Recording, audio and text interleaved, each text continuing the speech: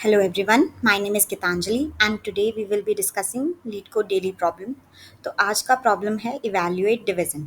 तो पहले हम प्रॉब्लम समझ लेते हैं। तो प्रॉब्लम स्टेटमेंट में हमें क्या कहा है कि हमें तीन वेक्टर्स गिवन होंगे। पहला होगा इक्वेशंस, दूसरा वैल्यूज़ एंड तीसरा क्वेरीज। इक्वेशंस वेक्टर में हमें वो वेरिएबल्स दिए होंगे जिन वेरिएबल्स की हमें वैल्यूज़ गिवन होंगी, और वैल्यूज़ वेक्टर में उन कॉरेस्पॉन्डिंग वेरिएबल्स की वैल्यूज़ गिवन होंगी।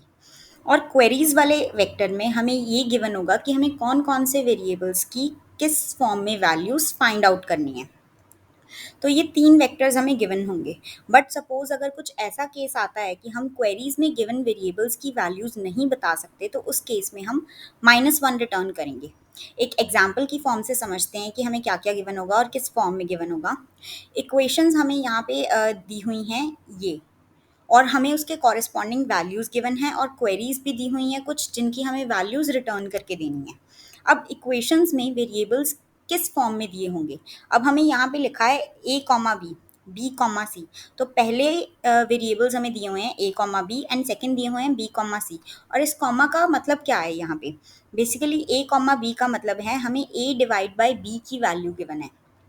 b कॉमा सी का मतलब है कि हमें b डिवाइड बाई सी की वैल्यू गिवन है, और कॉरेस्पॉन्डिंग वैल्यूज वेक्टर्स में से हम उसकी वैल्यूज देखेंगे। अब यहाँ पर a डिवाइड बाई b की वैल्यू कितनी गिवन है 2.0, b डिवाइड बाई c की वैल्यू कितनी गिवन है 3.0।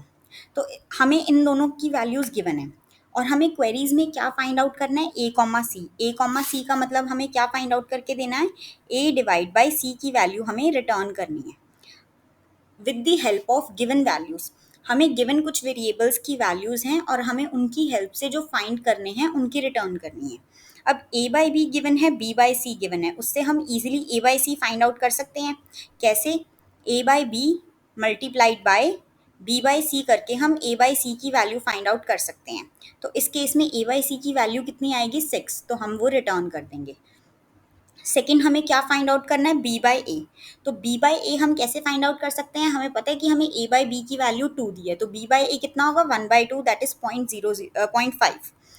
अब हमें नेक्स्ट फाइंड आउट करना है a बाई ई। अब a बाई ई की वैल्यू हमें फाइंड करनी है। मुझे पता है कि a के रिगार्डिंग तो मुझे कुछ इन्फॉर्मेशन गिवन है, बट e के रिगार्डिंग तो मुझे कोई भी इन्फॉर्मेशन नहीं गिवन, और e की वैल्यू मैं किसी भी कंडीशन में नहीं फाइंड आउट कर सकती, एक यूनिक वैल्यू। तो e की मैं कोई भी वैल्यू सपोज कर सकती हूँ। तो जिस केस में मैं किसी वेरिएबल की एक यूनिक वैल्यू नहीं बता सकती, उस केस में मैं -1 रिटर्न कर दूंगी। अब a कॉमा ए का मतलब क्या होगा, a डिवाइड बाई ए।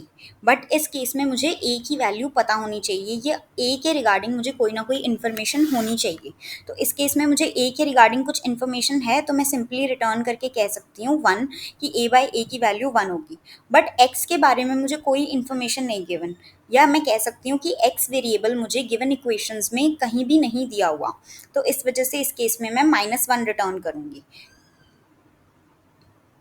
अब अगर मैं सिंपली इस क्वेश्चन को सॉल्व करने की बात करूं, कोड करने की बात करूं, तो मैथमेटिकली इसका कोड बहुत कॉम्प्लेक्स हो सकता है। मुझे बहुत कुछ कंसिडर करना पड़ेगा, बहुत सारे वेरिएबल्स लेने पड़ेंगे, बहुत सारे डेटा स्ट्रक्चर्स यूज़ करने पड़ेंगे, तो ये सब कुछ मैथमेटिकली बहुत कॉम्प्लेक्स हो जाएगा। तो हम क्या करेंगे, हम इस क्वेश्चन को थोड़ा सा डिफरेंट अप्रोच की हेल्प से सॉल्व करने की कोशिश करेंगे with the help of graphs. अब मैथमेटिक्स का क्वेश्चन मैं ग्राफ्स की हेल्प से कैसे सॉल्व कर सकती हूँ वो देखते हैं। अब मुझे पता है कि मुझे वेरिएबल्स दिए हुए हैं in the form of strings. मेरे पास a है, मेरे पास b है एंड मेरे पास c है। तो ये तीन वेरिएबल्स गिवन है। मुझे फाइंड आउट करना था a बाई सी। कब, जब मुझे a बाई बी पता था और b बाई सी पता था। तो मैंने क्या किया, हर एक वेरिएबल को in the form of nodes represent कर दिया ग्राफ में, जितने भी मेरे पास वेरिएबल्स गिवन थे। यानी इस केस में मुझे a गिवन है, तो मैंने a को एज रिप्रेजेंट कर दिया नोड, एंड मुझे b गिवन है। और एजेस से क्या मुझे पता चलेगा कि a divide by b given है, तो मैंने a से b तक एक एज बनाई, और उस एज के कॉरेस्पॉन्डिंग वैल्यू क्या होगी, जो a डिवाइड बाई b की होगी, यानी कि 2। सिमिलरली मुझे b बाई सी दिया हुआ है, तो मैंने b से c तक एक एज क्रिएट की ग्राफ में, और उसकी वैल्यू क्या रख दी, जो b बाई सी की मुझे वैल्यू गिवन है, यानी कि 3। तो मुझे इस तरह मेरा एक ग्राफ क्रिएट हो गया गिवन इक्वेशंस की हेल्प से। अब इस ग्राफ की हेल्प से मैं पता लगा सकती हूँ कि मुझे क्वेरी मैं जो गिवन क्वेरी है उसकी वैल्यू रिटर्न कर सकती हूँ या नहीं। तो पहली वैल्यू मुझे रिटर्न करके देनी है a डिवाइड बाई सी। अब मैं कैसे पता लगाऊं कि मैं a divide by C find out कर सकती हूँ या नहीं। अगर तो मैं ए से सी तक जाने का कोई ना कोई पाथ ढूंढ सकी गिवन ग्राफ में से, यानी जो ग्राफ हमने बनाया है गिवन इक्वेशंस में से, उसमें अगर मैं ए से सी तक जाने का कोई ना कोई पाथ ढूंढ सकी, फिर तो मैं कह दूंगी कि हाँ, ए डिवाइड बाई सी मैं फाइंड आउट कर सकती हूँ। और उसकी वैल्यू क्या होगी, जो मेरा पाथ होगा उसमें दी हुई सारी वैल्यूज़ की मल्टीप्लिकेशन। क्योंकि यहाँ पर ए से सी तक जाने का क्या पाथ है, पहले मैं ए से बी पे जाऊँगी, देन बी से सी पे जाऊँगी, देन ए से बी जाने का मतलब ए डिवाइड बाई बी की वैल्यू आ गई मेरे पास। देन फिर बी से सी तक जाने का मतलब देन मेरे पास आ गई बी से बी डिवाइड बाई सी की वैल्यू। और मुझे ए डिवाइड बाई सी चाहिए, तो मेरा जो सेंटर में बी है वो कट हो जाएगा एंड मेरे पास ए बाई सी आ जाएगी। तो मेरे पाथ में जितनी भी वैल्यूज होंगी उन सबका मल्टीप्लिकेशन हो जाएगा ए डिवाइड बाई सी। नेक्स्ट मैं देखूंगी ए से बी कॉमा ए फाइंड आउट करना है मुझे। अब मुझे पता है ए टू बी तो मेरे पाथ की कॉस्ट है 2, तो बी से ए कितनी होगी, रिवर्स पे मैं साथ के साथ बता दूंगी कि 1/2 हो जाएगा। मतलब अगर तो मुझे गिवन डायरेक्शन में जाना है तो मैं सिंपली कॉस्ट मल्टीप्लाई करूंगी, बट अगर मुझे ऑपोजिट डायरेक्शन में जाना है तो मैं 1/कॉस्ट मल्टीप्लाई करूंगी, यानी कि उसका इनवर्स। अब मैंने चेक किया ए बाई ई फाइंड आउट करना है मुझे। तो मैंने देखा ग्राफ में ई तक पहुंचने का कोई रास्ता है, ई तो मेरे पास नोड ही नहीं है ग्राफ में। तो इससे मैं क्या कह सकती हूँ कि ए बाई बी मैं फाइंड आउट नहीं कर सकती, तो इस वजह से मैं -1 रिटर्न करूंगी। नेक्स्ट आता है मेरे पास ए बाई ए। तो ए से ए तक जाने में ही ए से ए तक ही मुझे जाना है, तो इस वजह से सिंपली यहाँ पे कोई भी कॉस्ट नहीं रहेगी। मल्टीप्लीकेशन के टाइम पे लास्ट में सिंपली 1 रिटर्न हो जाएगा। एक्स बाय एक्स, एक्स तो मेरे ग्राफ में नोड ही नहीं है, तो सिंपली इस केस में भी -1 रिटर्न हो जाएगा। तो अब बेसिकली मेरा क्या काम रह जाएगा कि मुझे जो गिवन इक्वेशंस हैं उन्हें किसी तरह ग्राफ की फॉर्म में रिप्रेजेंट करना है। अब हमारे पास दो रास्ते हैं, या फिर तो मैं नोड्स को नंबरिंग दे दूं। कहने का मतलब ए को मैं सपोज कर लेती हूँ 1 नंबर वाली नोड, बी को सपोज कर लेती हूँ 2 नंबर वाली नोड, एंड सी को सपोज कर लेती हूँ 3 नंबर वाली नोड। एंड देन मैं वेक्टर्स का यूज़ करूँगी और वेक्टर्स के इंडेक्सेस को यूज़ कर सकती हूँ नोड्स को रिप्रेजेंट करने के लिए। या दूसरा तरीका मेरे पास क्या है कि मैं मैप का यूज़ करूँ। मैप में मैं जो नोड्स हैं उन्हें रिप्रेजेंट करने के लिए सिंपली जैसे उनका नाम है यानी कि स्ट्रिंग्स की फॉर्म में, तो मैं मैप में स्ट्रिंग्स की फॉर्म में ही ले सकती हूँ।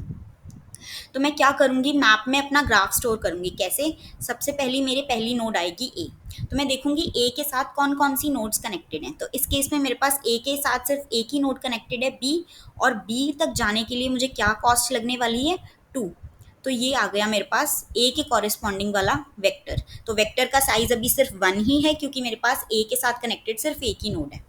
देन मेरे पास सेकेंड नोड क्या आई, बी। तो बी के साथ अब मुझे चेक करना है कि कौन सी नोड्स कनेक्टेड हैं। तो बी के साथ एक तो नोड कनेक्टेड है ए, और बी से ए तक जाने में कितना टाइम लगे, कितनी कॉस्ट लगेगी, ए से बी तक जाने में 2 है, तो बी से ए तक जाने में 1/2। तो इस केस में बी तक जाने में मुझे कॉस्ट लगेगी 1/2। देन मेरे पास आता है नेक्स्ट नोड, बी के साथ कोई और नोड भी कनेक्टेड है, हाँ सी कनेक्टेड है। तो सी तक जाने में मुझे कितना टाइम लगेगा, सी तक जाने में मुझे 3 कॉस्ट लगेगी। तो इस वजह से यहाँ पर C, 3 हर एक स्ट्रिंग के कॉरेस्पॉन्डिंग, हर एक यानी स्ट्रिंग यानी हर एक नोड के कॉरेस्पॉन्डिंग एक वेक्टर होगा, और उस वेक्टर में हम स्टोर करेंगे कि उस नोड के साथ कौन कौन सी नोड्स कनेक्टेड हैं। नेक्स्ट आ गई हमारे पास सी के साथ कौन सी नोड कनेक्टेड है बी, और बी तक जाने में सी से कितना टाइम लगेगा, मुझे 1/3 टाइम लगेगा, क्योंकि बी से सी तक जाने में मुझे 3 कॉस्ट लगी है। ठीक है, तो इस तरह मेरे पास क्रिएट हो गया मैप। अब मैप मेरे पास क्रिएट हो गया, अब सिंपली मुझे क्या बताना है, कोई भी जब मेरे पास क्वेरी आएगी तो मैं क्या चेक करूँगी, मैं अगर ए बाई सी फाइंड करना है तो मैं ए से स्टार्ट करूँगी और डीएफएस एल्गोरिदम यूज़ करूँगी, और डीएफएस से देखूँगी क्या मैं सी तक पहुँच सकती हूँ। अगर तो मैं सी तक पहुँच सकती हूँ तो सी तक पहुँचने में पाथ में मेरे पास जितनी भी वैल्यूज़ आएंगी उन सभी वैल्यूज़ को मैं मल्टीप्लाई करती जाऊँगी और मेरा आंसर रिटर्न हो जाएगा। अगर मेरे पास उस नोड तक पहुंचने का कोई भी पाथ ना हुआ, या फिर कह लो कि अगर मैंने देखा कि ये नोड मेरे तो ग्राफ में प्रेजेंट ही नहीं है, मेरे मैप में प्रेजेंट ही नहीं है, देन मैं सिंपली वहीं से -1 रिटर्न कर दूंगी। और ये ध्यान रखने के लिए कि कहीं मैं सेम नोड्स को बार बार तो नहीं ट्रेवर्स कर रही, मैं साथ में एक विजिटेड मैप भी लूंगी। यहाँ पर मैं वेक्टर इसलिए नहीं ले रही विजिटेड, क्योंकि मैं सिंपली नोड्स को स्ट्रिंग्स की फॉर्म में ले रही हूँ, ना कि इंडेक्सेस की फॉर्म में। अगर आप नोड्स को रिप्रेजेंट करने के लिए इंडेक्सेस का यूज़ कर रहे हैं, लाइक 0 1 2 3, तो फिर आप वेक्टर भी यूज़ कर सकते हैं। बट मैं यहाँ पे मैप यूज़ करूँगी विजिटेड, बिकॉज मैंने स्ट्रिंग्स की फॉर्म में लिया है। तो फिर मैं एक विजिटेड नाम का मैप यूज़ करूँगी, जहाँ पे मैं स्टोर करती जाऊँगी कि ये नोड्स मैं ट्रेवर्स कर चुकी हूँ, तो ये मुझे दोबारा से ट्रेवर्स करने की ज़रूरत नहीं है। अब इसे कोड की फॉर्म में देख लेते हैं। तो कोड में बेसिकली मैंने क्या किया हुआ है, सबसे पहले तो मैंने एक ग्राफ क्रिएट किया। देन उसके बाद मैंने एक वेक्टर बना लिया आंसर नेम का, जिसमें कि मेरी सारी क्वेरीज के आंसर स्टोर होंगे। और मैंने साथ में एक मैप भी बना रखा है, जो कि एमपी नेम का है, और इसमें मैं अपने सभी के सभी जो मेरे नोड्स हैं उनकी इंफॉर्मेशन स्टोर करूँगी।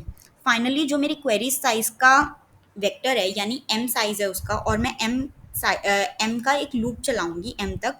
और उसमें क्या करूंगी, हर एक क्वेरी के कॉरेस्पॉन्डिंग मैंने एक विजिटेड मैप बनाया। अगर तो मेरी क्वेरीज वाली स्ट्रिंग मैप में है ही नहीं, तो मैं सिंपली बता दूंगी कि मेरा जो आंसर है वो -1 होगा इस क्वेरी का।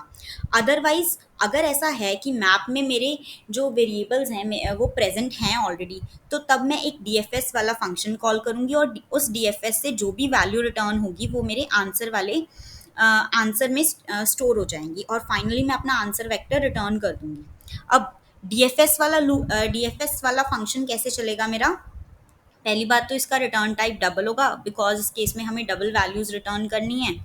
और अगर तो मेरे जो सोर्स है वो डेस्टिनेशन के इक्वल हो जाता है, देन तो मैं 1 रिटर्न कर दूंगी कि अब मैं डेस्टिनेशन तक पहुंच चुकी हूँ। बट अगर ऐसा होता है कि जो मेरा मैप है उसमें मेरा सोर्स मिला ही नहीं मुझे, कि जो सोर्स वाली स्ट्रिंग है वो मेरे मैप में है ही नहीं कहीं, तो मैं सिंपली -1 यहीं से रिटर्न कर दूंगी। और हर बार जिस भी नोड पे मैं आऊँगी उसका विजिटेड 1 करती जाऊँगी। देन जिस भी प्रेजेंट नोड पे हूँ, अब मुझे आगे जाना होगा, उससे अगली वाली नोड्स चेक करनी होंगी, तो जितनी भी मेरी नोड्स होंगी उसके कॉरेस्पॉन्डिंग मैंने वेक्टर बनाकर रखा होगा मैप में, तो मैं वेक्टर के अलोंग ट्रेवर्स करूंगी और चेक करती जाऊंगी कि अगर तो मेरी वो नोड विजिटेड है, फिर तो मुझे उसे दोबारा विजिट करने की ज़रूरत नहीं, लूप में मैं कंटिन्यू कर जाऊं, यानी कि नेक्स्ट आइट्रेशन चेक करूं। अदरवाइज मैं उस नोड से एक दोबारा डीएफएस फंक्शन कॉल करूं और उसका आंसर स्टोर कर लूँ रिजल्ट में, आरईएस में। अगर रिजल्ट की वैल्यू -1 हुई, तो फिर तो मुझे लास्ट में -1 ही रिटर्न करना पड़ेगा। अगर -1 ना हुई, तो उस केस में मैं रिजल्ट इंटू नोड की सेकेंड वैल्यू, यानी क्योंकि मुझे नोड की जो भी उसके कॉरेस्पॉन्डिंग एजेस के कॉस्ट होंगी वो सभी मल्टीप्लाई करनी होंगी, तो मैं अपने रिजल्ट में मल्टीप्लाई कर दूंगी उस नोड की कॉस्ट। और फाइनली मेरी जो ये वैल्यू रिटर्न होकर यहाँ पर आ जाएगी। अब इस कोड को रन करके देखते हैं।